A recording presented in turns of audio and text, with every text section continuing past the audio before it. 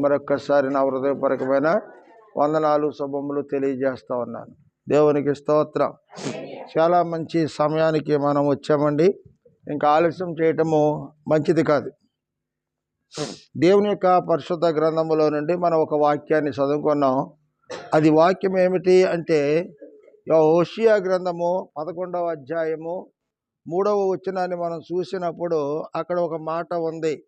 ఎఫ్రాయిమును చెయ్యి పట్టుకొని వానికి నడప నేర్పినవాడను నేనే. దేవునికి స్తోత్రం. హల్లెలూయా. ఎఫ్రాయిముకు చెయ్యి పట్టుకొని నడక నేర్పిన వాడును నేనే అంటూ ఉన్నాడు. ఈరోజు తల్లి గర్భములో ఒక పిండముగా ఏర్పడినటువంటి మనము ఆయన యొక్క స్వరూపములో ఆయన యొక్క స్వహస్తాలతో మనలను తల్లి గర్భములో పిండముగా ఏర్పాటు చేసినటువంటి దేవుడు భూమి మీద పడినది మొదలుకొని మనము చివరి శ్వాస విడిచే వరకు కూడా ఆయన కుడి చేతితో మనలను పట్టుకొని నడక నేర్పుతున్నటువంటి దేవాది దేవుడు. దేవునికి స్తోత్రం. హల్లెలూయా.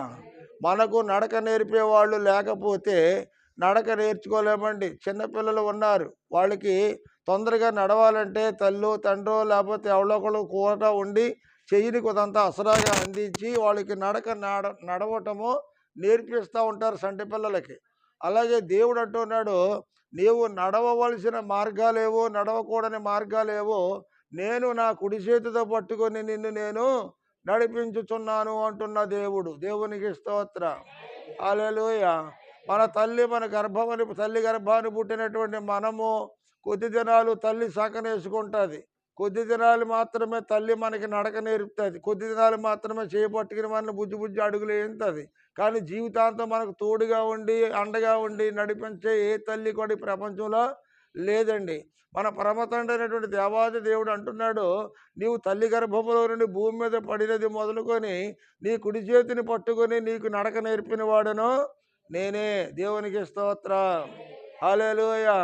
ఆ ప్రియమైనటువంటి వారలారా, దేవుడు నడిపించే నడకని మనం నేర్చుకోవాలి. దేవుడు ఎలాగూ నడిపిస్తే అలాగూ నడవటానికి మనం నేర్చుకోవాలి. తల్లి తన బిడ్డను ఆ నడకొచ్చినటువంటి బిడ్డను కూడబెట్టి తీసుకెళ్ళేటప్పుడు చేయి పట్టుకుని తీసుకెళ్తుంది.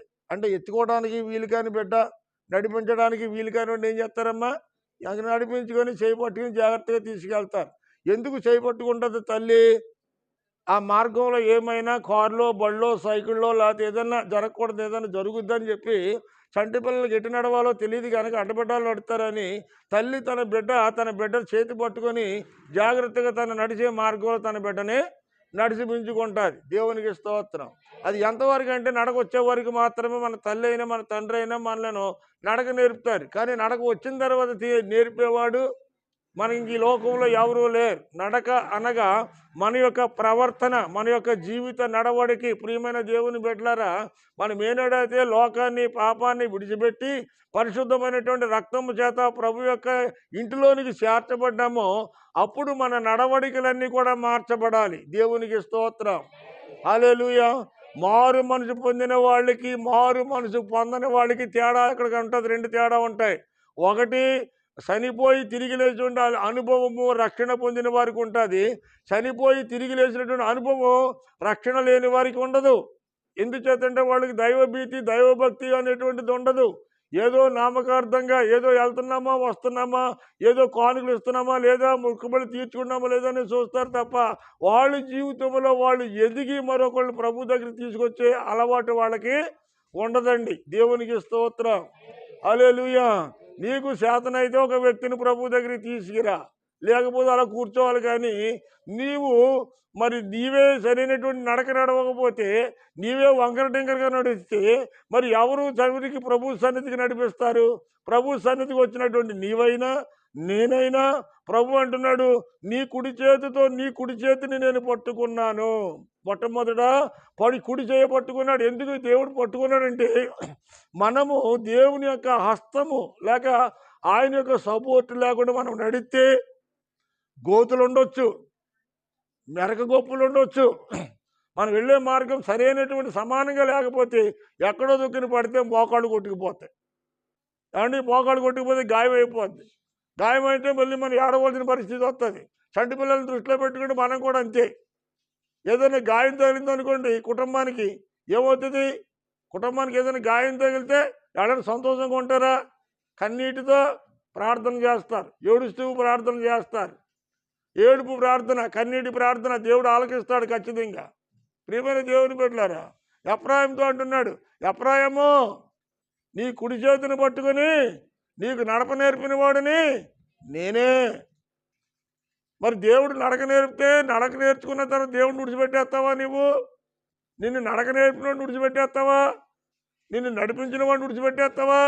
నీ చేయి పట్టుకున్నవాడిని విడిచిపెట్టేస్తావా? ఆపత్కాలంలో నిన్ను పట్టుకుని బయటకు తీసుకొచ్చినట్టు విడిచిపెట్టేస్తావా? ఎవరిని బట్టి ఎవరిని విడిచిపెడతావు? మనుషులు ఇంకా చూస్తే, మనుషుల ముఖాలు ఇంకా చూస్తే ఎవడు దేవుని రాజ్యంలో ప్రవేశించలేరు. దేవుని రాజ్యంలో ప్రవేశించాలంటే వినయము, విధేయత, మాదిరి, తగ్గింపు జీవితం ఉండాలి. ఎవరు గొప్పవాళ్ళు? ఎవరు సంటి బిడ్డలాగా ఉంటే వాళ్ళు గొప్పవాళ్ళు. అంతేగాని తొడగొట్టుకుని ప్రతి నోటికి వచ్చినట్టు మాట్లాడేవాళ్ళు గొప్పవాళ్ళు కాదు. వాళ్ళు ఈ లోకానికే పరిమితమైన వాళ్ళు. వాళ్ళు ఈ లోకానికే గొప్పవాళ్ళు, కానీ పరలోకానికి గొప్పవాళ్ళు కాదు. ఎవరు మీలో తగ్గించుకుంటారు వాళ్ళే గొప్పవాళ్ళు. దేవునికి స్తోత్రం. మనం దేవునికి గొప్పవాళ్ళుగా ఉండాలి, కానీ మనుషులకి కాదండి. మనుషుల ముఖం మనం అసలు చూడకూడదు. మనుషులు ఎంక చూస్తే, మనుషుల ముఖం చూస్తే మనం దేవుని పిల్లలము కాకయపోదము. ఈ లోకం అంతా కూడా ఎలా ఉందంటే కులం మీద ఆధారపడి ఉంది. సేవకుడికి కులం ఉండదండి, సేవకుడికి కులం ఉండదు, సేవకుడికి మతం ఉండదు, సేవకుడికి జాతి ఉండదు. సేవకుడు అనగా సేవకులు. ఏంటమ్మా? సేవకులు అంటే సేవకుడు కులమే సేవ, అంతే తప్ప వేరే కులం అనేటువంటిది ఏమి ఉండదు. అంచేత మీరు ఎవరు అంటే, మీరు ఏ కులం అంటే మాది సేవకులం. ఎవరమ్మా? సేవకులం. అర్థమవుతుందా మీకు? సేవ కులం. మా కులం ఏ కులం అంటే సేవ కులం. అది మేము సేవ చేసేటువంటికి, దేవుని పని చేసేవాళ్ళము సేవకులమే, కానీ మేము ఆ కులానికి, ఈ కులానికి, ఇంకో కులానికి సంబంధించిన వాళ్ళమా కామా. ప్రియమైన దేవుని బిడ్డలారా, నా కన్న తల్లి చచ్చిపోతే నేను పోడుకుని గింజిని పిల్లగట్టించుకోలేదు. మీకు ఇప్పుడు చెబుతున్నాను నేనండి. నా తల మీరు చూశారు, గింజుకున్నాను గుండు. ఎందుకని? నా కులము దేవుని కులం, సేవ కులం. అంచేత సేవా దృక్పథమే తప్ప రెండో దృక్పథాలు ఉండవు. తల్లి బాబులుగా నీ తల్లైనా నా తల్లైనా ఆమె ఒక పాత్రధారి మాత్రమే. యేసుప్రభు ఎవడో ఒకటి గర్భాన్ని పుట్టాలి కాబట్టి మరియమ్మ గర్భాన్ని పుట్టవలసి వచ్చింది, అంతే. మరియమ్మ అంటే ఒక పాత్రధారి. ఆవిడ మరియమ్మని కనడానికి ఒక పాత్రధారి, ఆ యేసుప్రభుని కనడానికి ఒక పాత్రధారి. నువ్వైనా నేనైనా ఒక బిడ్డని కనడానికి పాత్రధారులమే, కానీ సూత్రధారి పైన నీకు మగబెట్టిన వాళ్ళు, ఆడబెట్టిన వాళ్ళు, మంచి బిడ్డని కాళ్ళు చేతులు ఉండేవాళ్ళు, కాళ్ళు చేతులు లేని మొండలు ఇవ్వాలో నిర్ణయించే సూత్రధారి పైన ఉన్నాడు. దేవునికి స్తోత్రం. ఎంతమందిని చూస్తున్నామండి? 2 కాళ్ళు లేవు, 2 చేతుల్లో మొండిగా పుట్టేవాళ్ళు ఎంతోమంది ఉన్నారు. వాళ్ళ జీవితం ఎందుకని చెప్పండి, ఆలోచించండి. కొంతమందికి 2 కాళ్ళు లేవు, 2 చేతులు ఉన్నాయి. ప్రియమైన వారులారా, ఈ యొక్క మధ్యాహ్న కాల సమయంలో ఒక తల్లికి 2 కాళ్ళు లేవు, కడుపును పుట్టిన బిడ్డ 2 చేతులు లేకుండా పుట్టింది. ఏమండి? తల్లికి 2 కాళ్ళు లేవు, పుట్టిన బిడ్డ 2 చేతులు లేకుండా పుట్టింది. ఎలాంటి భయంకరమైన పరిస్థితి ఆలోచించండి. ఇలాంటి వాళ్ళు లోకంలో ఎంతోమంది ఉన్నారు. దేవుడు అలాంటి వాళ్ళలో ఒకటిగా మనల్ని చుట్టించలేదు. అందుకు దేవుడిని మహిమపరచాలి మనం, అందుకు దేవుడిని కనపరచాలి. దేవుడు 2 కాళ్ళు 2 చేతులు ఇచ్చాడు, తినడానికి, తాగడానికి, సుఖించడానికి కాదు, దేవుడిని మహిమపరచడానికి. దేవునికి స్తోత్రం. హల్లెలూయా. ఎఫ్రాయిముకి నడక నేర్పిన దేవుడు ఈ రోజుని మాకు, నీకు, మనందరికీ కూడా నడక నేర్పడానికి, కింద ఉంచడం ఇక్కడ నడక నేర్పడానికి ఆయన ఇష్టపడుతున్నటువంటి దేవుడు. నీవు ఆయన కుడి చేయి పట్టుకొని ఆయనతో నడుస్తానంటే ఆయన నడిపిస్తాడు, నడక నేర్పుతాడు. నీకు నాకు అక్కర్లేదు, నీ కుడి చేయి నేను పట్టుకోవాల్సిన అవసరం నాకు లేదు, నాకు నడక నేర్పడం నాకు వచ్చు, ఎలా నడవాలో నాకు తెలుసు, ఎలా మాట్లాడటమో తెలుసు, ఎలా బయటికి వెళ్ళాలో, ఎలా లోపలికి రావాలో నాకు తెలుసు అని చెప్పి నువ్వు ఒకవేళ ప్రభువుగా నువ్వు ఎదురు సమాధానం చెప్పేవానికి తీసుకెళ్ళి పక్కన పెడతాడు. ఆలోచించండి, తీసుకెళ్ళి పక్కన పెడతాడు ప్రభు. దేవునికి స్తోత్రం. హల్లెలూయా. నా ప్రియమైన వారులారా, ఆనాడు ఎఫ్రాయిముకి నడక నేర్పిన వాడిని నేనే. ఏమంటున్నాడు ఇక్కడ? ఎఫ్రాయిముకు నడక చేయబట్టుకొని వానికి నడక నేర్పిన వాడను. ఎవరన్నాడు? నేనే. అంత ధైర్యంగా చెప్పేటువంటి సత్తా ఒక యేసు ప్రభువుకు మాత్రమే ఉంది. ఎఫ్రాయిముకి నడక నేర్పిన వాడును అమ్మా నేనే. యేసుప్రభు సారి గెత్సమనే తోటలో ప్రార్థన చేసి అప్పుడే పైకి లేచాడు. ఆయన్ని పట్టుకోవడానికి కొంతమంది వ్యక్తులు ఆ గెత్సమనే తోటలోకి వచ్చారు. ఎవడైనా పట్టుకుండా వస్తే పారిపోతారో దొరకకుండా దోకుంటారు. యేసుప్రభు ఎదురొచ్చేమన్నాడు, మీరు ఎవరిని వెతుకుతున్నారు అన్నాడు. మేము నజరేయుడైన యేసుని మేము వెతుకుతున్నాం. మీరు వెతుకుతున్న యేసుని నేనే. దేవునికి స్తోత్రం. ధైర్యంగా చెప్పాడు ఆయన, మీరు వెతుకుతున్న యేసుని నేనే. అదే మాట ఇక్కడ కూడా అంటున్నాడు. ఎఫ్రాయిముకి నడక నేర్పిన వాడిని నేనే, నీవు తల్లి గర్భంలో పిండముగా వేసిన వాడిని నేనే. ఈ రోజుని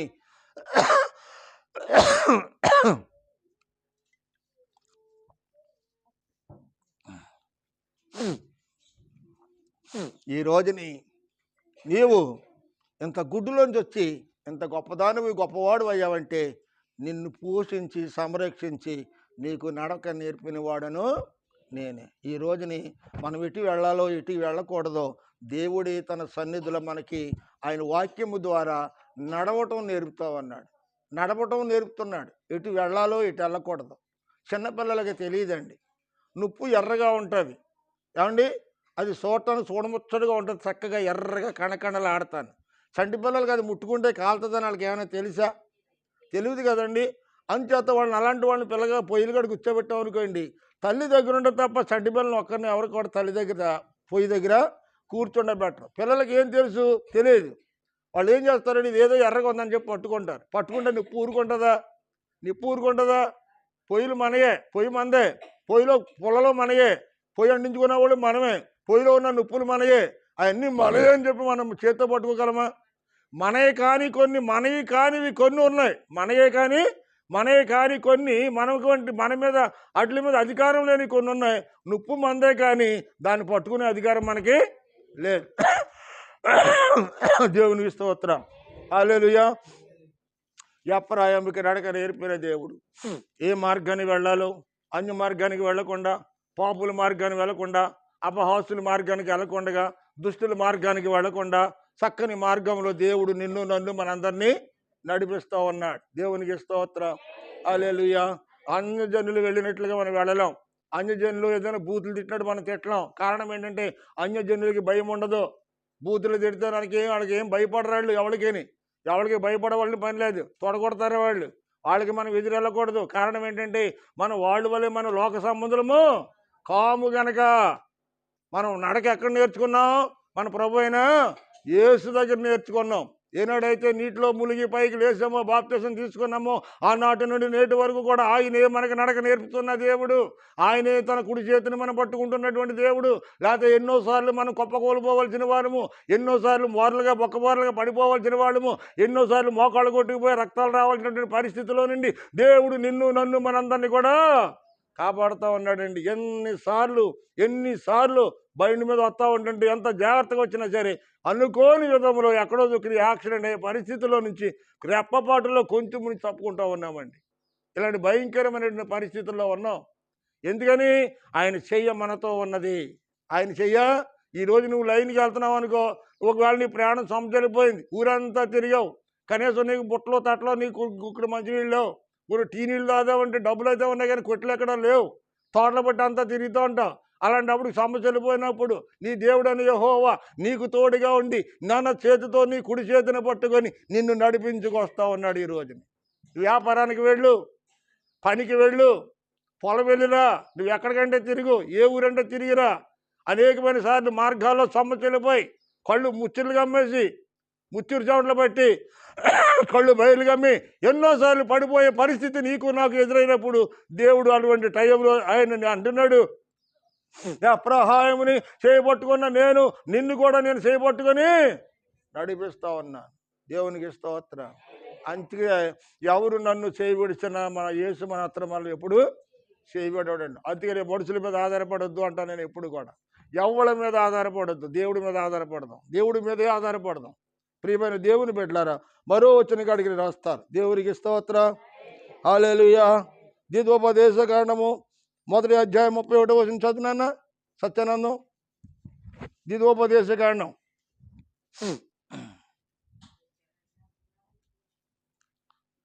చదువునన్న. ఐగుప్తు నుండి మిమ్మలను ఎత్తుకొచ్చిన సంగతి మీరు ఒక్కసారి జ్ఞాపకం చేసుకోండి. ఐగుప్తులో మీరు బానిసలుగా ఉన్నప్పుడు, ఐగుప్తులో మీరు పరాయి వాళ్ళుగా ఉన్నప్పుడు, ఐగుప్తులో మీరు ఎన్నిక లేని వాళ్ళుగా ఉన్నప్పుడు, ఎన్నిక లేని బానిస బ్రతుకులు మీరు బయట బ్రతుకుతున్న సమయంలో మీరు కన్నీరు కారుస్తూ ఉంటే, మీరు ఏడుస్తూ ఉంటే, మీరు దిక్కపడుతూ ఉంటే, ఒక పూట సాలిసాలని భోజనం పెట్టి కొరడాలతో మిమ్మల్ని కొట్టి మిమ్మల్ని వేధించి బాధించి బంధించినప్పుడు మిమ్మల్ని ఎవరు ఆదరించారు? ఆ కష్టకాలంలో మీకు అక్కడ ఎవరు దిక్కయ్యారు? ఐగుప్తు దేశంలో మిమ్మల్ని నడిపించిన వారు ఎవరు? చదవరాన్న చదువు చదువు. ద్వితోపదేశకాండం 1:31 వచ్చిన అధ్యాయం వచ్చిన 1:31. ఐగుప్తులోను అరణ్యములోను మీ కొరకు చేసినట్లు మీ పక్షముగా యుద్ధము చేయను. మీరు ఈ చోటికి చేరు వరకు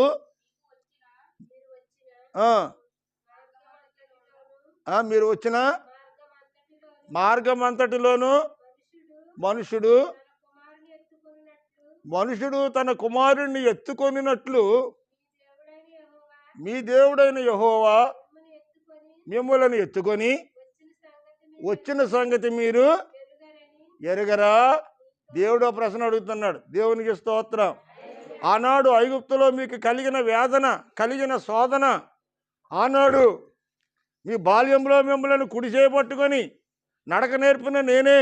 మీరు కష్టకాలంలో ఉంటే, ఆపదలో ఉంటే, ఇరుకుల్లో ఉంటే, ఇబ్బందుల్లో ఉంటే, వ్యాధుల్లో, బాధల్లో, దరిద్రంలో మీరు పీడించబడుతూ ఉంటే ఆ రోజున ఏ మనుషుడు మిమ్మల్ని ఆదరించలేదు, ఏ మనుషుడు మిమ్మల్ని సేద తీయలేదు, ఏ కులస్తుడు మిమ్మల్ని దగ్గరికి చేర్చుకోలేదు, ఎవరు మీ గుక్కుపడి మంచినీళ్ళు అవ్వలేదు, పిడికిడు అన్నం పెట్టలేదు. ఎవరు మిమ్మల్ని ఆదరించిన వాళ్ళు, ఆదుకున్న వాళ్ళు మీ కష్టంలో ఎవరూ లేరు. మీరు ఐగుప్తులో బయలుదేరింది మొదలుకొని కనాను దేశంలో చేరే వరకు 40 సంవత్సరాలు. ఎన్ని సంవత్సరాలండా? 40 సంవత్సరాలు వాళ్ళని గద్ద రక్కల మీద తన పిల్లలను ఎత్తుకొచ్చినట్లుగా మనలను అనగా మన పేతరులను దేవుడు ఆ భయంకరమైన ఊబులోంచి బయటికి తీసుకొచ్చాడండి. దేవునికి స్తోత్రం. 40 సంవత్సరాలు వాళ్ళకి భోజనాలు పొయ్యెట్టుకున్నారు. వాళ్ళు కొండలంటూ మంటంటే ఎక్కడైనా పొయ్యెట్టుకుని మంటెట్టుకున్నారా? కాయగూరలు తిన్నారా? ఏమైనా ఉందా? వండుకోకుండా తిన్నారండి వాళ్ళు. వండుకోకుండా కడుపారా భోజనం చేశారు. 40 సంవత్సరాలు దేవుడు పోషించాడు. పగలనక రాత్రి అనక. రాత్రి అగ్ని స్తంభంలో, పగల మేఘ స్తంభంలో దేవుడుండి వారికి ముందుగా ఉండి నడిపించాడండి. వారికి ముందు ఉండి దేవుడు నడిపించాడు. మేఘంలో ఉండి నడిపించిన దేవుడు, తల్లి గర్భంలో నుండి బయటకు వచ్చినది మొదలుకొని నీకు నడక నేర్పిన దేవుడు, నిన్ను చేయబట్టుకున్న దేవుడు, నిన్ను ఎత్తుకొని లాలించి ముద్దించుకు ముద్దాడినటువంటి తండ్రి. ఐగుప్తు దేశంలో నుండి 40 సంవత్సరాలు నీ కాళ్ళు చెప్పులు అరిగిపోలేదు, నువ్వు కట్టుకున్న బట్ట మాసిపోలేదు, చెమట కంపు రాలేదు. 40 సంవత్సరాలు పొయ్యి మీద కొండెట్టి నువ్వు అన్నం వండుకోలేదు. మిమ్మల్ని పోషించిన వాడుని నేనే. దేవునికి స్తోత్రం. హల్లెలూయా. చదవమ్మ మరొకసారి ఆ వాక్యం చదవండి. నీ కొరకు చేసినట్లు మీ పక్షముగా యుద్ధం చేయును. మీరుండి చేరు వరకు మీరు వచ్చిన మార్గం అంతటిలోను మనుషుడు తన కుమారుని ఎత్తుకొని నడిచినట్లుగా మీ దేవుడైన యెహోవా మిమ్మల్ని ఎత్తుకొని వచ్చిన ఎరుగుదురని మీతో చెప్పుచున్నాను. దేవునికి స్తోత్రం. నేను మిమ్మల్ని ఎలా తీసుకొచ్చానో బయటికి, మీరు నన్ను ఎరగనప్పుడు ఏ విధంగా ఉండేవారో, మీరు నన్ను ఎదిగిన తర్వాత మీరు మారు మనసు పొంది రక్షణ పొంది ప్రభు సన్నిధికి వస్తూ ఉండి వాక్యం వింటూ ఆరాధన చేస్తూ వాక్యాన్ని చదువుకుంటూ వాక్యాన్ని వింటూ సంఘవంతుడితో సహోదవంతుడితో కలిసి నువ్వు అంగలార్పు చేసినటువంటి ప్రార్థన ఆ రోజు నుంచి ఈ రోజు వరకు అంచెంచెలుగా నువ్వు ఒక్కసారి వెనక్కి తిరిగి ఆలోచించుకుంటే ఆనాడు చుట్టుగుడిచలోంచి వచ్చిన నీవు ఈ రోజు ఏ బిల్డింగ్లో ఉన్నావో దేవుడు నీకు నాకు తెలియజేస్తా ఉన్నాడు. ఆ రోజున వచ్చిన చుట్టుగుడిచలో ఈ రోజున ఉన్నావు నీవు లేవు. ఆ రోజున పడుకున్న నూలుగా మొత్తం ఈ రోజున పడుకుంటున్నావా లేదు. నీ స్థితిగతులు మార్చినవాడు, ఈ ఇల్లు వాకలు మార్చినవాడు, నీ జీవితాన్ని మార్చినవాడు, నీ బతుకు మార్చినవాడు, ఇన్ని రకాలుగా నిన్ను చేసిన 40 సంవత్సరాలు నిన్ను పోషించిన వాడిని, 40 సంవత్సరాలు నిన్ను నా కుడి చేత పట్టుకుని మిమ్మల్ని నడిపించిన వాడిని నేనే అంటున్నాడు అక్కడ.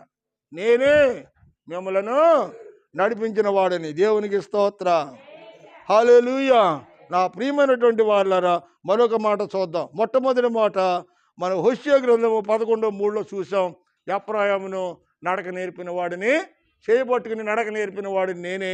ఆనాటి నుండి నేటి వరకు ఆ గర్భాన్ని పుట్టినటువంటి మిమ్మలను కూడా మీ చేయబట్టుకుని మిమ్మలను నడిపిస్తూ మీకు నడకను నేర్పిన వాడిని నేనే. దేవునికి స్తోత్ర.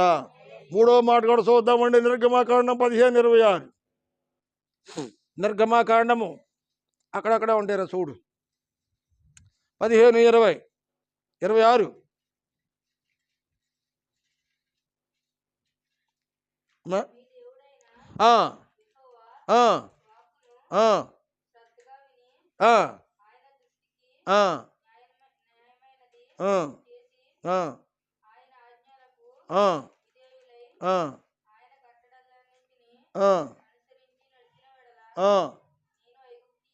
ఐగుప్తీయులకు కలుగజేసిన రోగములలో ఏ రోగమును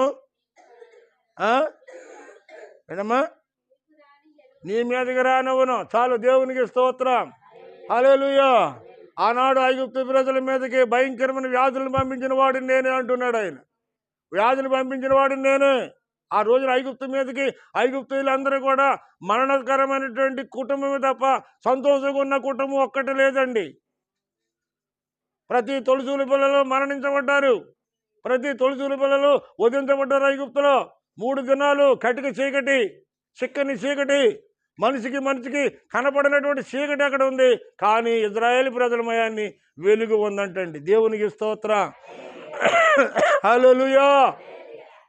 ఇశ్రాయేలు తరిమిన వాళ్ళలో ఏముందండి? చీకటి ఉంది. తరమబడ్డ వారి గృహాలలో వెలుగు ఉంది. దేవునికి స్తోత్రం. చీకటి అనగా సాతాను, వెలుగనగా దేవుని యొక్క క్రియ. దేవునికి స్తోత్రం. హల్లెలూయా. ఆ రోజుని దేవుడు అంటున్నాడు, మీ దేవుడైన యెహోవా యెడల మీరు భయభక్తులు కలిగి ఆయన త్రోవల్లో నడిస్తే ఐగుప్తీయులకు కలగజేసినటువంటి రోగాలలో ఏ రోగము మీ మీదకి నేను రానియను. ఒకవేళ వచ్చినా కానీ దాన్ని నేను స్వస్థపరుస్తాను అంటున్నాడు దాని కిందే. దేవునికి స్తోత్రం. హల్లెలూయా. ప్రియమైన దేవుని బిడ్డలారా, ఎంతోమంది ఆసుపత్రులకు వెళ్తున్నారు, తిరిగి క్షేమంగా రావటంలా. ఆపరేషన్ చేయి, ఇంకోటి చేయి, గుండె మార్పిడి చేయి. డాక్టర్ చేసే పని డాక్టర్ చేస్తాడు, కానీ దేవుడి పని దేవుడు చేయాలి. దేవునికి స్తోత్రం. నిన్న ఒక పాస్టర్ గారు ఇలాగే ఎన్నిపూస ప్రాబ్లం వచ్చి రాజమండ్రి వెళ్ళారు, ఆపరేషన్ చేయించుకున్నారు. 3 నెలల దాకా బెడ్ రెస్ట్ కావాలి. కానీ ఆయన సువార్త చెప్పించేవాడు, దేవుని వాక్యం చెప్పే పాస్టర్ గారు ఆయన. మీరు చూసే ఉంటారు, మీరు గ్రూపులో పెట్టాను, చూసారా? ఎవడన్నాను చూడలేదా? గ్రూప్లో ఉంది, థియేటర్స్లో కూడా ఉంటుంది. ఎప్పుడు ప్రతిరోజు ఏ రోజుకి ఏం జరుగుతుందో అందులో పెడతా ఉంటాం. చెల చూసి కూడా వెళ్తుంది. అది చెల మీ అందరి దగ్గర ఉన్నాయి, అందరికీ వస్తుంది. అది చూసేవాళ్ళు కొందరు, చూడనోళ్ళు కొందరు. దేవునికి స్తోత్రం. హల్లెలూయా. నిన్నల్లో సేవకుడి దగ్గరికి వెళ్ళి ప్రార్థన చేసి వచ్చాం. కారణం ఏంటో తెలుసా? డాక్టర్ చేసే పని డాక్టర్ చేశాడు, దైవజనుడి పని దైవజనుడు చేయాలి. అప్పుడు దేవుడి కార్యం దేవుడు చేస్తాడు. దేవునికి స్తోత్రం. హల్లెలూయా. ఎందుకు ఈ విషయం చెప్తున్నారండి? కడవరి దినాల్లో, అంచు దినాలు, భయంకరమైన దినాల్లో ఎక్కడ చూసినా, ఏ కుటుంబంలో చూసినా, మేము వెళ్ళే దారిలో నిన్న మంచి 4-5 చోట్ల ఫోటోలు పెట్టారు. ఏంటంటారు వాటిని? ఇడమయ్యే శ్రద్ధాంజలి అంట. శ్రద్ధాంజలి అంటే చనిపోయిన తర్వాత పెట్టేవాడు నేను ఫోటోలు అనమాట. ఆ కొంత దూరంలో 2-3 మైళ్ళ దూరంలోనే 4-5 చోట్ల కార్యక్రమాలు జరుగుతున్నాయి. అంటే రోజు ఎంతమంది చచ్చిపోతున్నారు, ఎన్ని చోట్ల కార్యక్రమాలు జరుగుతూ ఉన్నాయి. ప్రియమైన వారులారా, దేవుని యొక్క మహాకృపను బట్టి నిన్నైనా, నన్నైనా, మనలైనా, వాళ్ళ కుటుంబాలు దేవుడు క్షేమంగా కాపాడలేదా? దేవుడు నన్ను పిల్లల్ని కాపాడలేదా? సాక్ష్యం చెప్పండి. మీరు సాక్ష్యాలు చెప్పలేరు. దేవుడు ఏమి చేయలేదా మీకు? ప్రియమైన దేవుని బిడ్డ, దేవుడు చిన్న సాక్ష్యం చేసిన, దేవుని ఆత్మ నీలో ఉంటే, దేవుని ఆత్మ నీను ప్రేరేపిస్తే లేచి నిలబడి చెప్తావు నువ్వు సాక్ష్యం. సాక్ష్యం చెప్పలేనటువంటి దుస్థితిలో మనం ఉన్నాం. లోక సంబంధమైన సమాచారాన్ని మనం మోస్తాం, కానీ దేవుని గురించి మాత్రం మనము చిన్న సాక్ష్యం చెప్పలేం. మనం లోకానికి తీరుతాం, లోక సంబంధమైన మాటలు తోచదప్పకుండా మాట్లాడుతూ ఉంటాం, ఒక్క పొల్లు కూడా రావని మాట్లాడతాం. కానీ దేవుని సన్నిధిలో దేవుడు నీ పట్లైనా, నా పట్లైనా, మన పట్లైనా చేసిన మేలులు ఏదైనా చెప్పమన్నప్పుడు లేచి నిలబడి దేవుడు నీ పట్ల చేసిన కార్యం ఏంటి, రాత్రి అంతా పడుకున్నా పొద్దున్న లేచో దేవుని మందిరానికి వచ్చాం, దేవుని కార్యం కాదా ఇది? ఆలోచించి ప్రియమైన దేవుని పెట్టారా, దేవుని కార్యం కాదు ఈరోజు దేవుని సన్నిధిలో మనం కనపడటం? ఈరోజు మన అందరం క్షేమంగా ఉన్న దేవుని కార్యం కాదా? దేవుని కార్యమే. మరి ఇది లేదా నీకు? నా పిల్లలు ఏమంటున్నాడు? మనసుకు తెచ్చుకోవట్లా. నేను ఎన్ని మేళ్ళు చేసినా, ఎన్ని ఆశ్చర్యమైన కార్యాలు చేసినా, ఎన్ని అద్భుతాలు చేసినా వాళ్ళకి మనసుకి తెచ్చుకోవటం లేదు అంటున్నాడు. ఇందాక ఉంది వాక్యం, ఇందా చదివిన వాక్యంలో ఉంది కదా, వారి మనసుకి తెచ్చుకోవట్లేదు. ఐగుప్తులో నుంచి బయటికి తీపించి వచ్చినప్పుడు, ఐగుప్తులోంచి బయటికి తీసుకొచ్చి ఇన్ని బాధలు పడి మీ కోర ఇన్ని శ్రమలు పడి నేను బయటికి తీసుకొస్తే కనీసం కొంతైనా మీ మనసులో మనస్కరించటం లేదు అన్నాడంటే దానికి అర్థం ఏంటంటే నేను చేసిన మేళ్ళు ఒక్కటి కూడా మీకు గుర్తు లేదు, మర్చిపోతున్నారు అని. ఆనాడు ఇజ్రాయేల్ ప్రజలు కూడా ఆకలితో అలపటిస్తూ ఉంటే మోసే మీద తిరుగుబాటు చేశారండి. మోసేకి సంబంధం ఏంటి? మోసే ఎవరు? దేవుని సేవకుడు. మోసేని ఇజ్రాయేల్ ప్రజలు నడిపించడానికి మోసేని ఏర్పాటు చేసుకున్నాడు దేవుడు. ఇజ్రాయేల్ ప్రజలని నడిపించడానికి 40 సంవత్సరాలు మోసే నడిపించాడని కూడా ఉంది. మోసేలో దేవుడు ఉన్నాడు. మోసే ఇజ్రాయేల్ ప్రజలకు తోడుగా ఉన్నాడు. 40 రాత్రులు 40 పగళ్ళు, అంటే 40 సంవత్సరాలు రాత్రులు అనగా పగలనగా వాళ్ళు ప్రయాణం చేస్తూనే ఉన్నారు. వాళ్ళు ప్రయాణం చేస్తూ ఉంటారు. ఒంటరిగా చేశారు ప్రయాణము? లేదు, దేవుడు వాళ్ళతో తోడుగా ఉండి ప్రయాణం చేయించాడు. దేవునికి స్తోత్రం. ఈ రోజుని నువ్వైనా నేనైనా ప్రయాణం చేస్తే మనకు కూడా ఎవరు ఉండాలండి? ఎవరు ఉండాలమ్మా? దేవుని కృప ఉండాలి, మనుషుల కృప కాదు. అర్థమైందా? మనుషులు వాగ్దానాలు చేస్తారు కానీ నెరవేర్చరు. ఈ కార్యక్రమం జరిగితే నేను ఈ కార్యక్రమం చేస్తానని అంటారు, కానీ కష్టకాలంలో గొట్టెక్కిన తర్వాత ఆ సంగతి ఇజ్రాయేల్ మర్చిపోయారు. మాంసం కూర కావాలని ఏడ్చారు వాళ్ళు. ఏమని? అరణ్యంలో మాకు మాంసం కూర కావాలి, అరణ్యంలో మన్నాను తినలేక సత్తన్నాం, 40 సంవత్సరాలు ఒకే రకం కూడు, ఒకే రకం రుచి, మాకు రకరకాల భోజనం లేదు అని చెప్పి ఎవడు ముచ్చాను గారు మోసే మీద మళ్ళీ దేవుడి దగ్గరికి వెళ్తారు మీరు. మోసే ఉన్నాడు అక్కడ, మోసే నడిపిస్తున్నాడు. మోసే మీద తనిగారు. మోసే ఏం చేశాడు? చేతులెత్తి ప్రార్థన చేశాడు. పెద్ద గాలి తుఫాను రేపాడు దేవుడు. గాలి తుఫాను రేపి ఆకాశ మండలంలో తిరుగుతున్నటువంటి ఏంటయ్యి పూరేళ్ళు వాళ్ళ గుమ్మాలోకి వచ్చి పడేలా చేశాడు దేవుడు.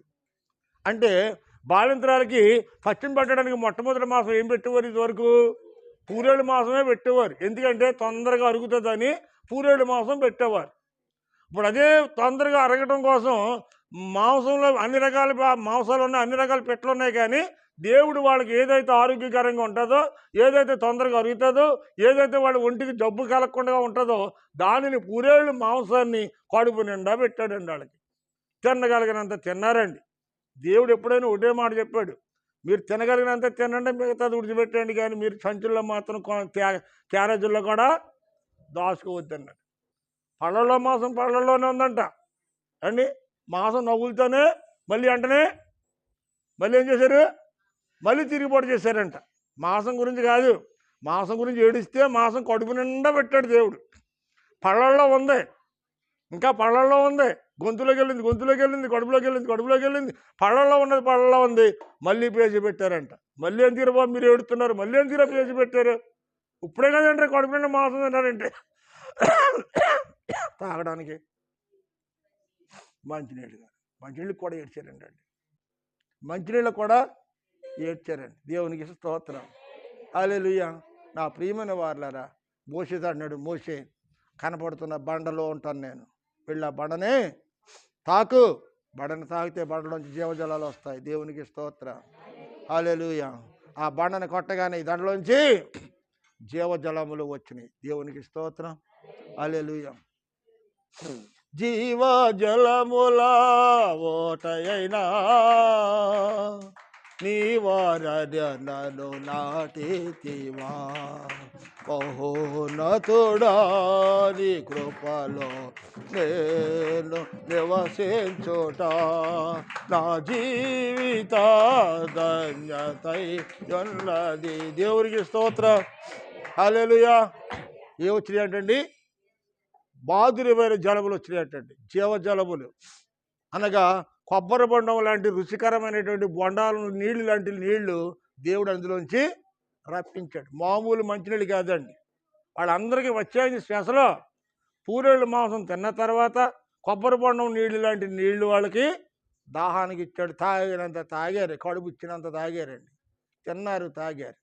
పోనీ అలాగైనా సంతోషపడ్డారంటే మళ్ళీ తెల్లారిపోయింది. తెల్లారినప్పుడు మళ్ళీ దేవుడిని శోధించడం మొదలెట్టాడంటండి. అరణ్యంలో 40 సంవత్సరాలు ఆ ఇజ్రాయేలు ప్రజలు వాళ్ళ బాధలను కనికరించి కృప చూపించి బయటికి తీసుకొచ్చి వాళ్ళకి పొయ్యి మీద కొండెట్టకుండా, బట్ట మార్చుకోకుండా, జోడు అమరికిపోకుండా అన్ని రకాలుగా దేవుడు వాళ్ళని కాపాడుతూ ఉంటే వాళ్ళకి ఏమైనా కృతజ్ఞత ఉందంటారా? ఉందంటారా? కృతజ్ఞత ఉంటే దేవుడి మీద తిరుగుబాటు చేస్తారా? కృతజ్ఞత ఉంటే వాడు మోసే మీద తిరుగుబాటు చేస్తారా? మోసే వాళ్ళ గురించి ఏం చేస్తున్నాడు? వాళ్ళ క్షేమాన్ని కోరి ప్రార్థన చేస్తున్నాడు. అంతేనా? ఇంకేమైనా ఉందా? మోసే చేసే పని ఏంటండి? ఇజ్రాయేల్ ప్రజలు 6 లక్షల మంది ప్రజలకు ఒక్క నాయకత్వం మీద నడిపించుకుంటూ వస్తూ అనుక్షణం వాళ్ళు క్షేమంగా ఉండాలి, మార్గంలో చీకట్లో ప్రయాణం చేస్తా ఉన్నాం, వాళ్ళు ఎక్కడ తూలిపోకూడదు, కాళ్ళకి దెబ్బలు తగలకూడదు, ఏ పురుగు పుట్ట ఉంటాయి, దారిలో పాము గట్ట ఉంటుంది, అలాంటిది ఎవరిని కూడా ఏమి ముట్టుకోవడానికి ఆన్ చేయడానికి వీలు లేదని ప్రార్థన చేస్తూనే ఉన్నాడు. ఈరోజు సేవకుడు కూడా అదే చేస్తాడు. అయ్యా చెరువులు వేసుకున్నారు ప్రభా, అర్ధరాత్రి కూడా చెరువులు గట్టులు వెళ్తున్నారు ప్రభా, పాములు లొంగెట్టు పడుకుంటాయి ప్రభా, వీళ్ళు చీకటిని వెళ్ళి కప్పుకుని దాని మీద అడిగేసారు అనుకో, అది దేవుడు పాము అయినా సరే వచ్చి ఏం చేస్తుందంట? నడుము మీద నువ్వు వేసావనుకో ఆ మడం మీద నిన్ను వేస్తుంది, నిన్నైనా నన్నైనా వేస్తుంది. మన బిడ్డలో చెరువు గడికి వెళ్ళి మళ్ళీ ఇంటికి రావాలంటే దేవుని కాపుదల ఉండాలి, దేవుని నడిపింపు ఉండాలి, దేవుడు కుడి చేత బట్టి నడిపించాలి. వాళ్ళకి తెలీదు నడిపిస్తున్నాడు దేవుడు. ఒకవేళ నీ నీడ నిన్ను విడిచిపెట్టి వెళ్ళినా ఎలా వచ్చేమో, కానీ ఆయన మాత్రము నిన్ను నీ బిడ్డలను విడిచిపెట్టట్లా. నిన్నైనా నన్నైనా మనల్ని ఎవరైనా ఆయన మనల్ని విడిచిపెట్టట్లా. నీ ఇంట్లో చేసే ప్రార్థన నువ్వు ఒక్కదానివే ప్రార్థన చేస్తున్నావు, కానీ నీ ఇంట్లో 10 మందిని దేవుడు కాపాడుతున్నాడు నీ ప్రార్థన ద్వారా. ఈ ప్రార్థన విలువ ఏంటో నువ్వు తెలుసుకోవాలి. నీ నోటి మాటలో ఉన్న శక్తి ఏమిటో నువ్వు తెలుసుకోవాలి. ముందు అన్యజనుల వలె మనము కోపించకూడదు, అన్యజనుల వలె మనము మాట్లాడకూడదు. యెహోవా యందు భయభక్తులు కలిగి ఆయన త్రోవల్లో జాగ్రత్త కలిగి నడిచినట్లయితే ఐగుప్తుల మీదకి రప్పించినటువంటి రోగాలలో ఏ రోగము కూడా నీ మీదకి రానివ్వను. ఒకవేళ వచ్చినా నేనే నిన్ను స్వస్థపరుస్తాను. దేవునికి స్తోత్రం. హల్లెలూయా. నా ప్రియమైనటువంటి వారులారా, ఎంత మంచి దేవుడిని కలిగినటువంటి మనం ఎంతో ధన్యులమండి, ఎంతో గొప్ప ధన్యులం. లక్షల మీద లక్షల కొలది సభలో ప్రసంగాలు చేయొచ్చు, వేల మీద ఉన్న ప్రసంగాలు చేయొచ్చు, ఏమండి 50 మంది 60 మంది ప్రసంగం చేయొచ్చు, 2-3 ఉన్న ప్రసంగం చేయొచ్చు. ప్రసంగం ఎక్కడ దేవుడు ఎలాగ వాడుకుంటాడో అలాగ వాడబడాలి తప్ప మనం జనం తక్కువ ఉన్నారను ఎక్కువ ఉన్నారని సంకలు కొట్టకూడదు, తక్కువ ఉన్నారని బాధపడకూడదు. ఒకళ్ళు దేవుడు నడిపించని ఇక్కడికి వస్తారు. ఏమండి? దేవుడు నడిపించని ఇక్కడికి వస్తారు. దేవుడు బయటికి గెంటెత్తి లోపలికి ఎవరు రారు. దేవుడి చేత బయటికి నెట్టివేయబడితే కనుక మనం ఎన్ని ప్రయత్నాలు చేసినా, ఎన్నిసార్లు వాళ్ళు ఇళ్ళకి తిరిగినా వాళ్ళు దేవుని మందిరానికి రారు. దీనికి నిదర్శనం మీకు అందరూ తెలిసింది ఒక రెప్పగా. బాగా గుర్తుపెట్టుకోండి. మీరు వెళ్ళారు, మేము వెళ్ళాం, అనేక మంది సార్లు వెళ్ళాం, కానీ ఆ మనిషి లోపలికి రాలేదంటే ఆ మనిషిని దేవుని బయటికి గెట్టేశాడని మనం తలంచుకోవాలి. దేవునికి స్తోత్రం. హల్లెలూయా. దేవుడు బయటికి గెట్టేస్తే మనం అందరూ ఏకమైన ఒక్క మనిషిని తీసుకురాలేం. ఒకవేళ దేవుడే లోపలికి తీసుకురావాలి వస్తే మనం అందరూ వేగండి బయట పొమ్మన్న, కానీ వాళ్ళు వెళ్ళరు.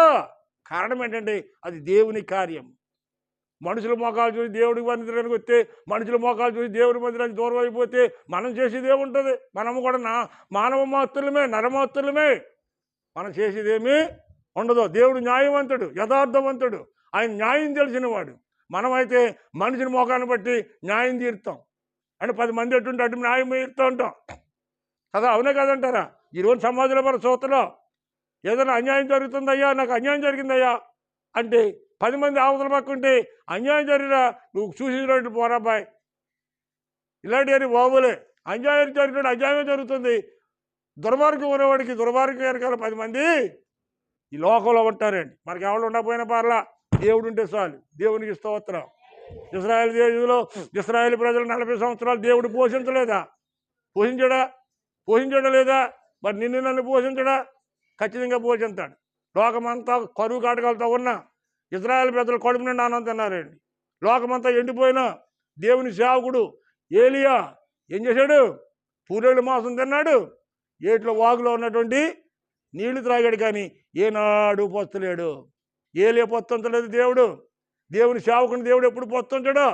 దేవుని సేవకుండగా దేవుని సేవకుడితో ఉన్నటువంటి కలిసి ఉన్నటువంటి బిడ్డలందరినీ కూడా దేవుడు సమృద్ధిగా పోషిస్తాడు. అందులో 100% ఏమాత్రం కూడా అనుమానం లేదండి. దేవునికి స్తోత్రం. హల్లెలూయా. తర్వాత మరో మాట చెబుతాం. దేవునికి స్తోత్రం. హల్లెలూయా. ఏం చదివానా? నిర్గమాకాండ 23:25 చదువు ఒకసారి. 23:25 త్వరగా నేను ముగింతాను. ఇంకా దాంట్లో చెప్పుకుంటూ పోతే బోల్ టైం ఉంటుంది. టైం ఎంత అయిందమ్మా? పండు టైం ఎంత అయిందమ్మా? 1 గంటరా అమ్మా? 1:45 పండు కరెక్టేనా?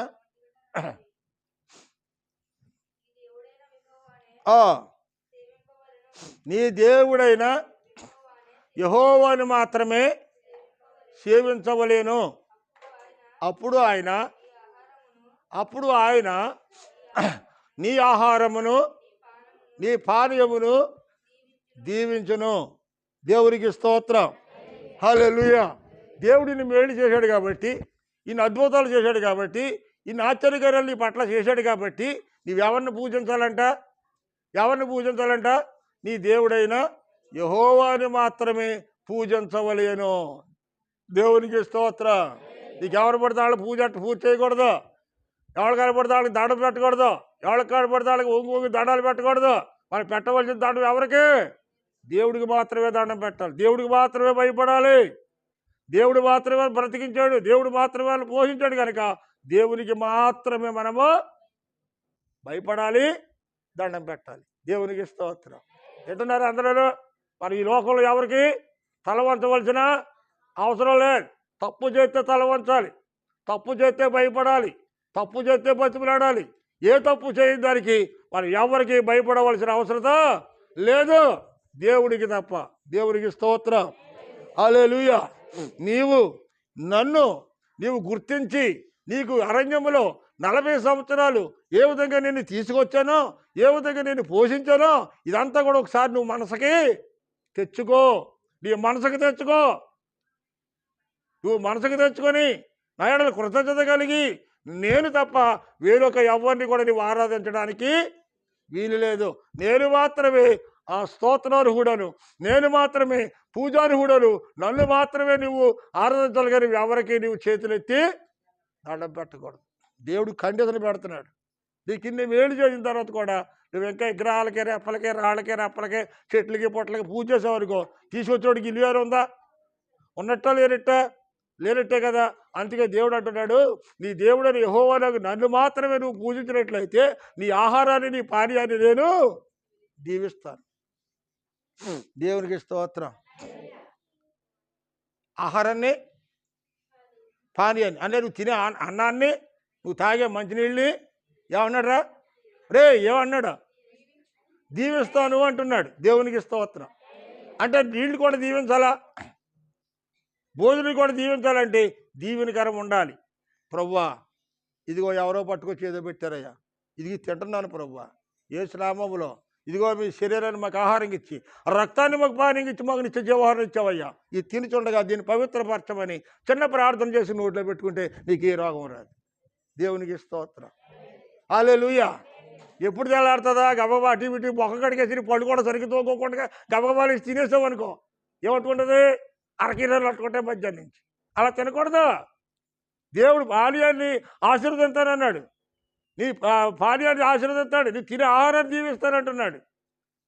అప్పుడు నువ్వు తినే దాంట్లో ఏ విధమైన కల్మాస్ ఉన్నప్పటికీ కూడా ప్రార్థన ద్వారా ఏమైపోతుందంట? పరిశుద్ధపరచబడిపోతుంది. ఇలా కాకపోతే ఒక ఆవిడ చెట్టుబాట్లు కొడుతుందండి. దేంట్లోనమ్మా? దేంట్లో మాంసం ప్రియులకి ఏం బాగా ఇష్టం అంటే అప్పుడప్పుడు వేస్తూ ఉంటాడు. గన్నవరం అండి, గన్నవరం గొన్న రేపు ఆదివారం వేస్తున్నామండి. రోడ్లో పెట్టుకుని ఎర్రలా కరిగిపోద్దండి. ఒక్కసారి ఏంటంటాడు మా మైకలో, ఏంటమ్మా మామిడికాయ సేమ్ పంది ఉడిచిపెడతారా? తినేవాళ్ళు ఉడిచిపెడతారా?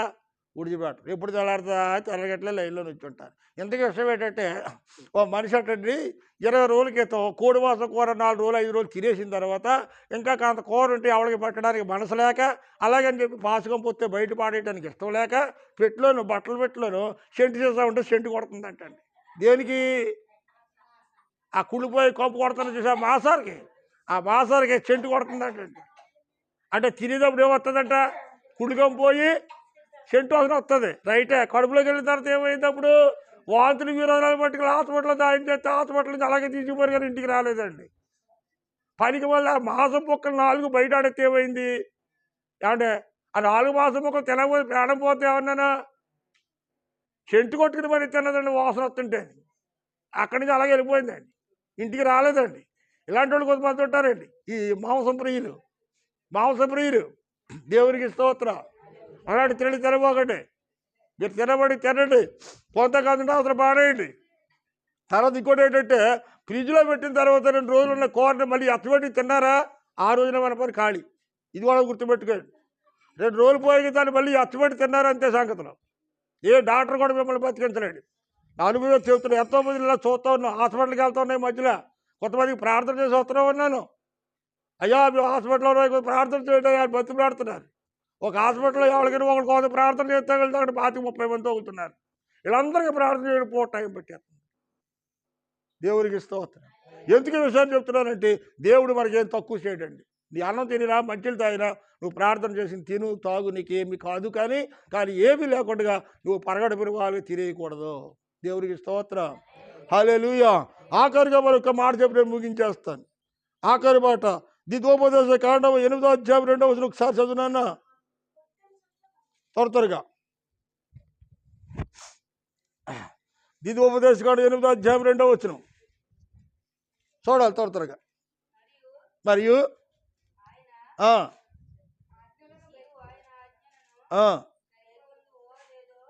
అమ్మా అది జాగ్రత్తగానండి. దేవుడు జాగ్రత్తగానండి. 2 మాటలు. దేవుడు అసలే మనం ఇంత భక్తితో ఉన్నాం కదా, ఎందుకు మన ఇళ్లలో రోగాలు పంపిస్తున్నాడు? ఎందుకు మన కుటుంబాలను ఆసుపత్రుల పాలు చేస్తూ ఉన్నాడు? మనం ఇంత కష్టపడుతున్నామే, తెల్లవారు జోలి అర్ధరైతే కష్టపడుతున్నామే. మన కష్టాలు చేద్దామంటే మన కడుపుకి తింటున్నామా? ఎంత డబ్బు బయటికి పోతుందో వృధాగాను. అయితే దేవుడు అంటున్నాడు, ఏమన్నాడు నన్ను? మరియు నీవు ఆయన ఆజ్ఞలను గైకొందువో. సరిగ్గానండి, ఏంటమ్మా? ఆయన ఆజ్ఞలు నువ్వు గైకొందువో లేదు అని నిన్ను శోధించి నీ హృదయంలో అది. మనకు రోగం రావడానికి గల కారణం ఏంటంటే, మనం శోధించబడడానికి గల కారణం ఏంటంటే, జాగ్రత్తగానండి ఇస్తారని గారు. శోధించబడడానికి గల కారణాలు ఏమిటో తర్వాత నిన్ను అణుసు నిమిత్తము అరణ్యములో 40 సంవత్సరాలు నీ దేవుడైన యెహోవా నిన్ను నడిపించిన విధానమును జ్ఞాపకం చేసుకొనుము. దేవునికి స్తోత్రం. హల్లెలూయా. నీవు ఆయన శోధించినప్పుడు నువ్వు ఏమంటున్నాడు అక్కడ? నువ్వు గైకొందువో లేదు అని చెప్పి నిన్ను టెస్టింగ్ చేయడానికి మాత్రమే నీకు శోధన వస్తుంది, కానీ నిన్ను నాశనం చేయడానికి మాత్రము కాదు అన్నాడు. మనకి ఏదైనా వచ్చిందా, ఏదో ఉపద్రవం వచ్చింది, మనకి ఏదో నాశనం వచ్చిందని కంగారు పడి కలదుకోవాల్సినంత మాత్రం అవసరం మాత్రం మనకి లేదు. మనల్ని శోధించడాడంటండి, పరిశీలన చేస్తాడంట. సంవత్సరం అంతా చదువుకున్న తర్వాత పరీక్షలు పెడతారు. పరీక్షలు కరెక్ట్గా రాస్తే పాస్ అయ్యి మరో క్లాసులోకి వెళ్తారు. పరీక్షలు సరిగ్గా రాయలేదు అనుకోండి, ఎక్కడ ఉంటాం మనం? అక్కడే ఉంటాం. గొంగళి ఎక్కడ ఉందండి? అక్కడే ఉంటుంది. 9వ తరగతి సత్యానందం గారు 7వ తరగతి 3 సంవత్సరాలు చదివాడండి. 7 దాటి బయటికి వెళ్ళలేదండి. 3 సంవత్సరాలు చదవాడండి వాడు. కారణం ఏంటంటే ఆడు బడిలోకి వెళ్ళేవాడు కాదు. మరి నువ్వు మానేయక అలాగే ఆడు బడిలోకి వెళ్ళేవాడు కాదు. ఆ వయసులోనే అంత ఉండగానే స్నేహాలు చేసి బడికి వెళ్ళటం మానేసి అటు ఇటు ఆటలకు వెళ్ళారు. గూటి పిల్ల ఆటలకి ఆ ఆటలకి అని. పిల్లలు ఎవడన్నా బడిలోకి రంచి బడిలోకి వెళ్ళకపోతే మేస్తారు ఇంటికి పంపిస్తే, అమ్మ సత్యానందం బడిలోకి రాలేదంటే, ఏమో సత్యానందం బడిలోకి వెళ్ళలేదంటే ఏమన్నావమ్మా? కిట్నాపులు అలాగే అంటారు. ఆడు బళ్ళకి వెళ్ళకపోతే ఎక్కడికి వెళ్ళాడు? ఆడు బళ్ళకి వెళ్ళకపోతే ఆడు ఎక్కడికి వెళ్ళాడు? బళ్ళకి వెళ్ళాడు కదా, ఇప్పుడు ఇంటికి వెళ్ళాడు కదా. బళ్ళకి లేడు, ఇంటికి వెళ్ళలేడు.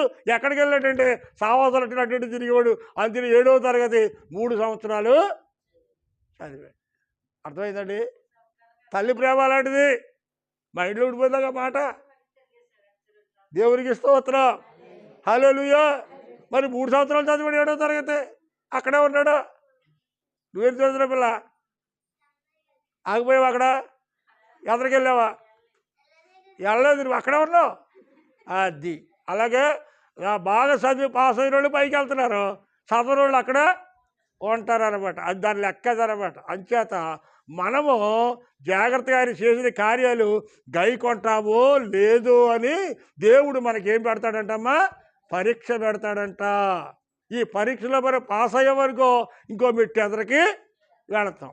మనం పాస్ అవ్వలేదు అనుకో అక్కడే కూర్చుంటాం, 9వ తరగతిలోనే కూర్చుంటాం. 10లోకి వెళ్ళే అవసరం లేదు. ఇంకా 3 సంవత్సరాలు 7వ తరగతిలో ఎలాగ ఉన్నాడో అలాగే 9వ తరగతిలో నువ్వే అక్కడే ఎలా కూర్చున్నావో అలాగే మనం సరిగ్గా చదవకపోతే ఇంకో 2 ఏళ్ళు చదివి అక్కడే కూర్చుంటాం.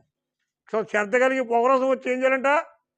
జాగ్రత్తగా చదవాలి. ఎన్ని శ్రమలైనా, కష్టమైన, ఇరికైన, ఇబ్బంది అయినా, నిందైన, అవమానమైనా సరే 2 సంవత్సరాలు కష్టపడి చదివింది ఈ పిల్ల. తల్లిదండ్రులు విడిచిపెట్టింది, సొంత గ్రామాన్ని విడిచిపెట్టింది, నానుకునే వాళ్ళందరూ విడిచిపెట్టింది. ఊరు కానీ ఊరిలో ఉంది. తయారీకి తిండి లేదు, తయారీకి భోజనం లేదు, నిద్రపుల్లో కష్టపడి చదువుతుంది ఆ పిల్ల. ప్రియమైన దేవుని బిడ్డలారా, కష్టే బలి.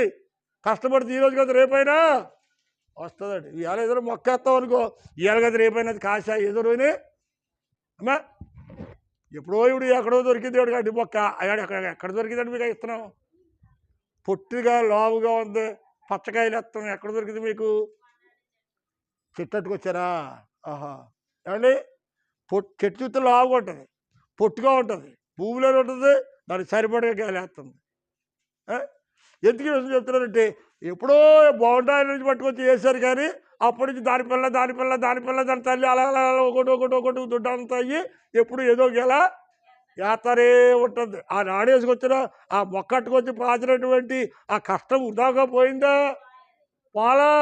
అలాగే మీకు అదే ఉదాహరణ. మన ప్రార్థన ఇవాళ చేసాం, వెళ్ళలేదు, రేపు చేసాం, పని అవ్వలేదు, ఎల్లుండి చేసాం, పని అవ్వలేదు, అయ్యిందాకా చెయ్యి. దేవుడు అంటున్నాడు నేను శోధించడానికే. నిన్నైనా నన్నైనా ఒకసారి ప్రార్థనకు జవాబు రాదు, భక్తి ఎక్కువే కలదు కూడా, శ్రమలు కూడా ఎక్కువ అవుతాయి యోబులాగా. అలాంటప్పుడు మనం దేవుడికి దూరంగా ఉండకూడదు. శ్రమ ఏ కారణంగా వచ్చింది, ఎందుకు వచ్చిందో బాగా ఆలోచించి మరికొంత ఎదురుకి వెళ్ళాలి. కానీ దేవుడు నాకు ఇల్లు ఇవ్వలేదని చర్చికి మానేస్తావా? అంటే దేవుడు నాకు రోగం తగ్గించలేదని చర్చికి మానేస్తావా? దేవుడిని అడిగింది ఇవ్వలేదని దేవుడికి దూరం అయిపోతావా? అలా నువ్వు దేవుడి మీద కోపించి నువ్వేం చేస్తావు? నేనేసా ప్రపంచంలో ఎవడు కూడా ఏమి ఎవడి మీద కోపించు, కానీ దేవుడి మీద కోపించొద్దు. దేవుడు కోపం వస్తే దేవుడు ఉగ్రతగా మనం తట్టుకోలేవు. అందుకనే నువ్వు నిలబడతావో లేదో అని, నువ్వు నమ్మకంగా ఉంటావో లేదో అని. నిన్ను కాల్తున్నాడు, అన్నపడాడు ఆయన. నిన్నైనా నన్నైనా శ్రమలు వస్తున్నాయని కాల్తున్నాడు ఆయన. మెరుగుపెరచడం కోసం కాల్తున్నాడు అంతే. నువ్వు నేను నాశనం అయిపోవాలని దేవుని కోరుకోవట్లో ప్రియమైన వాళ్ళరా. ఈ మధ్యాహ్న కాల సభలో నువ్వైనా నేనైనా ఆయన పిల్లలమైన మనం అందరం మన పట్ల ఆయనకి ఎంత ప్రేమ అంటే చెప్పలేనంత ప్రేమ అండి. నీ తల్లి నిన్ను విడిచిపెట్టవచ్చు, నీ తండ్రి, నీ భార్య భర్తలు, నీ కట్టుకున్న భర్త కావచ్చు, నీ భార్య కావచ్చు, లేదా కడుపును పుట్టిన పిల్లలు కావచ్చు, కొంతకాలమే ప్రేమ. కానీ దేవుడు అంటున్నాడు నీవు తల్లి గర్భంలోంచి భూమి మీద పడింది వదిలేది నేను కుడి చేయబట్టుకొని నిన్ను నడిపించిన వాడిని నేనే. ఎప్రాయానికి నడక నేర్పిన దేవుడు ఈ రోజుని నువ్వైనా నేనైనా ప్రభువా నేను ఎలాగ నడవాలో నాకు నేర్పించయ్యా. నేను నడవకూడని మార్గాలు ఉడిపించయ్యా, నడవవలసిన మార్గాలు నాకు బోధించయ్యా. నాకు జ్ఞానం దయచేయ్యా, నాకు జ్ఞానోదయం కలిగజేయి ప్రభువా అని మన కన్నీటితో ప్రార్థన చేద్దాం. 10 నిమిషాలు ప్రార్థన చేద్దామండి. ఇంకా ఒక అరగంట వాక్యం పోతున్నా. ఆలోచించండి ప్రియమైన దేవుని బిడ్డలారా. దేవా నాకు నడకటం నేర్పించయ్యా. నేను నడిచే నడక కరెక్ట్ కాదయ్యా. ఏ విధంగా నేను నడుస్తున్నావు ఈ మధ్యాహ్నం? నీ నడక ఎలాగుంది? దేవుడు లేకుండా నువ్వు నడిస్తే ఏదో నేను పడిపోతావు. వృద్ధాప్యంలో వృద్ధులు చేతిలో కర్ర లేకపోతే ఎలా పడిపోతారో అలాగే నీవైనా నేనైనా పరిశుద్ధాత్మని కర్ర మనకు లేకపోతే మనం కూడా విశ్వాసంలో ఏమైపోతామా? తూలిపోతావు, పడిపోతావు. అందుకే మోకరించి ప్రార్థన చేద్దాం.